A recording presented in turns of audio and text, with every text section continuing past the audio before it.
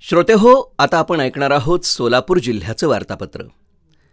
या वार्तापत्रात सोलापूर महानगरपालिकेच्या 102 जागांसाठी येत्या 15 तारखेला मतदान, बोरामणी इथल्या गवताळ प्रदेशात सापडलं 15 रिंगण असलेलं दगडी चक्रव्यूह आणि शेतकऱ्यांना सहज पीक कर्ज उपलब्ध करून देण्यासाठी शासनाचं जनसमर्थ मोबाईल ॲप. यासह ऐकूयात आमचे सोलापूर जिल्ह्याचे प्रतिनिधी महेश पांढरे यांनी पाठवलेल्या ठळक घडामोडींचा हा आढावा.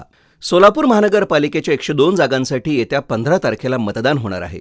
महापालिका निवडणुकीच्या पार्श्वभूमीवर विविध राजकीय पक्षांची कार्यालये गर्दीनं फुलून गेली आहेत. प्रमुख पक्षांकडून उमेदवारी मिळावी यासाठी अनेकांची धावपळ सुरू झाली आहे.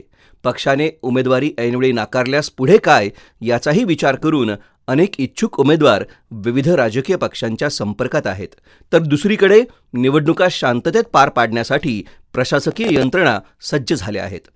महानगरपालिका निवडणूक कालावधीत आचारसंहितेचे काटेकोरपणे पालन करावे, निवडणूक खर्चावर नियंत्रण ठेवावे, तसंच मतदारावर प्रभाव टाकणाऱ्या भेटवस्तूंच्या वाटपावर अंकुश ठेवण्यात यावा यासाठी राज्य निवडणूक आयोगाच्या आदेशाची प्रभावी अंमलबजावणी करण्याच्या सूचना महापालिका निवडणूक अधिकारी डॉक्टर सचिन ओंबासे यांनी दिल्या आहेत.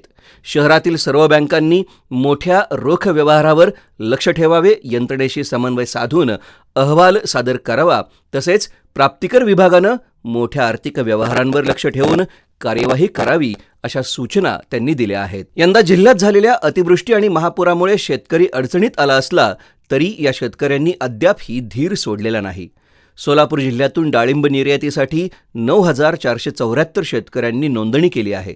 महाराष्ट्रासह देशातून युरोपियन देश, आखाती देश, बांगलादेशात ही डाळिंब निर्यात केली जातात. डाळिंब निर्यातीसाठी गेल्या वर्षी महाराष्ट्रातून सुमारे 22,000 शेतकऱ्यांनी नोंदणी केली होती. गेल्या वर्षभरात सुमारे 19,676 टन डाळिंबांची निर्यात विविध देशात करण्यात आली. सोलापूर जिल्ह्यातील बोरामणी इथल्या गवताळ प्रदेशात 15 रिंगण असलेलं दगडी चक्रव्यूह सापडल्यामुळे संशोधन क्षेत्राला नवा आयाम मिळाला आहे.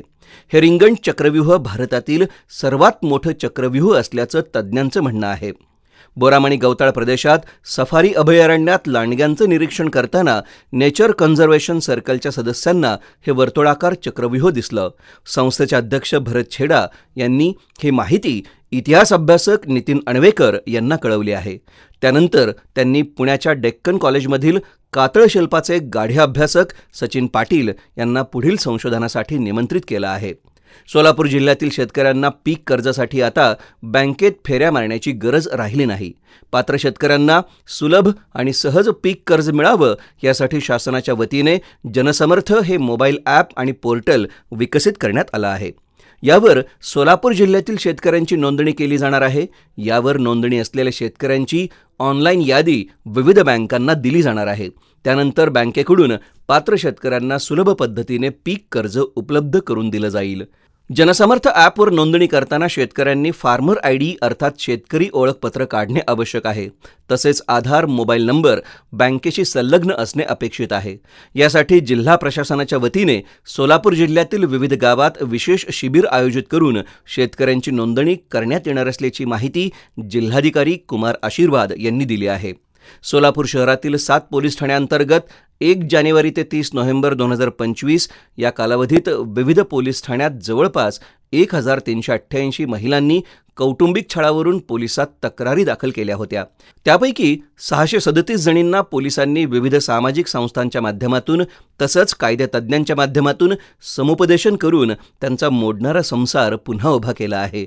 या संदर्भात पोलीस आयुक्तालयानं नांदा सौख्य भरे हा उपक्रम हाती घेतला आहे. त्याअंतर्गत सोलापूर शहर पोलीस आयुक्त एम राजकुमार यांनी 30 जोडप्यांचा रोपटे देऊन सत्कार केला. पोलिसांच्या या कृतीमुळे अनेकांनी समाधान व्यक्त केलं आहे. तर श्रोतेहो, हे होतं सोलापूर जिल्ह्याचं वार्तापत्र. आमचे सोलापूर जिल्ह्याचे प्रतिनिधी महेश पांढरे यांनी पाठवलेली माहिती आपण ऐकलीत. वाचन केलं होतं प्रशांत जाधव यांनी. हा कार्यक्रम आकाशवाणी पुणे केंद्राच्या प्रादेशिक वृत्त विभागानं सादर केला.